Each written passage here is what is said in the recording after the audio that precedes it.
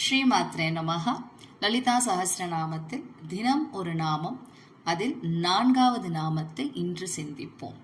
ஓம் சிதக்னி குண்ட சம்பூதாயை நமஹ. ஓம் பேரறிவு தீச்சுடரில் தோன்றியவளே போற்றே. பண்டாசுரன் விளைவித்த துன்பத்திலிருந்து தப்பிப்பதற்காக தேவர்கள் இந்திரன் சமேதமாக இமயமலை சாரலில் அம்பிகையை நோக்கி தவம் செய்கிறார்கள்.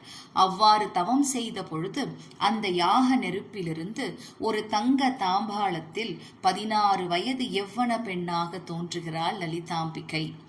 அந்த அக்னிகுண்டத்திலிருந்து எழுந்தவள் அஞ்ஞானம் என்னும் பேரிருளை நீக்கி ஞானம் என்னும் பெரும் சுடரை நமக்கு அளிக்க வல்லவளாக இருக்கிறாள். இந்த நாமத்தை நீங்கள் தினமும் ஜபித்தால் உங்களுடைய அறிவுத்திறன் மேம்படும். ஸ்ரீமாத்ரே நமஹ.